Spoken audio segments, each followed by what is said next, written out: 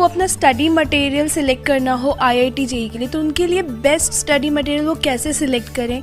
और सेकंड, अगर आप बच्चों को रेफ़र करें तो आपके अकॉर्डिंग कैसे बुक्स बच्चों को IIT JEE के लिए, कौन से बुक्स है जो आप रेफ़र करना चाहेंगे?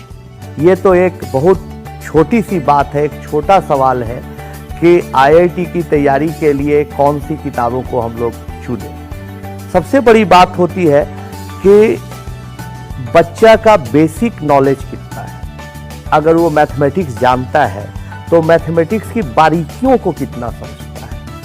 हम लोग धीरे धीरे अभी भी शिक्षा पद्धति को रटंत विद्या की ओर ही ले जा रहे हैं। जो हम लोग बार बार बोलते हैं मैकाले शिक्षा पद्धति अभी भी हमारे देश में है। कैसे इसको समझने की जरूरत है। जैसे मान लिया जाए अभी भी बच्चों को हम मैथमेटिक्स पढ़ाते हैं और उनको जोड़ना सिखाते हैं, एडिशन सिखाते हैं। कहते हैं भाई 27 प्लस 37, 7 7 14, 4 लिखते बाकी 1 अगले कॉलम में ऐड क्यों करते हैं? बच्चों को ग्रेजुएशन हो जाए, उनकी ग्रेजुएशन तक की पढ़ाई हो जाए, पोस्ट ग्रेजुएशन हो जाए, हम सिखाते ही नहीं। बच्चे की तो बात ही छोड़ दीजिए। फिर हम लोग उनको मल्टीप्लिकेशन सिखाते हैं कि भाई 28 38 को मल्टीप्लाई करो, तो 8 से डिजिट से मल्टीप्लाई करो।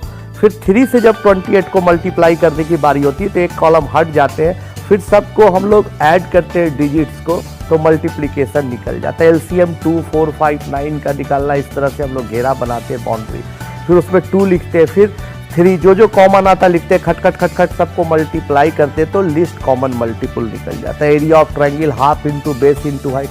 लेकिन उसके पीछे की वजह नहीं बताते। तो धीरे धीरे धीरे धीरे बच्चा काफ़ी बोरियत महसूस करने लगता है, उसके मन पर दबाव बनने लगता है और वो सहज नहीं रह पाता है। ऐसी हालात में हम उसे चाहे कोई असाइनमेंट दे, कोई नोट्स दे, बहुत लाभ होने वाला नहीं। हो सके कुछ रट के, कुछ काम चलाऊ चीज़ों को सीखकर IIT में पहुंच जाए। तो आज हमारे देश में IIT के प्रोफेसर इस बात की चर्चा अक्सर करते हैं कि हमारे पास जो लड़के आ रहे हैं, बच्चे बच्चियां आ रही हैं, उनमें नई सोच नहीं। तो नई सोच आए, इसके लिए पूरा तह तक जाके बेसिक ज्ञान होना चाहिए। तो आज शिक्षा में एक क्रांति की ज़रूरत है। देश में सबसे बड़ी ज़रूरत इसके बाद इस चीज़ की है। तो जो हमारे देश में किताबें अवेलेबल है NCERT की, उसी को बच्चे पढ़ें, उसी को बार बार पढ़ें, उसी के हर थ्योरम्स को, हर फार्मूले का हाउ एंड वाई जाने, नंबर 1। दूसरी बात, अब किसी थ्योरम को जान जाते हैं तो उसको रियल लाइफ से कैसे रिलेट कर सकते हैं, टीचर्स भी उसको कैसे दिखा सकते हैं आम जीवन से जोड़कर, इसका प्रयास करें। फिर उसके बाद अब जब NCERT बच्चा बना लेता है तो दी बेस्ट होता है IIT में पूछे गए पुराने सवाल।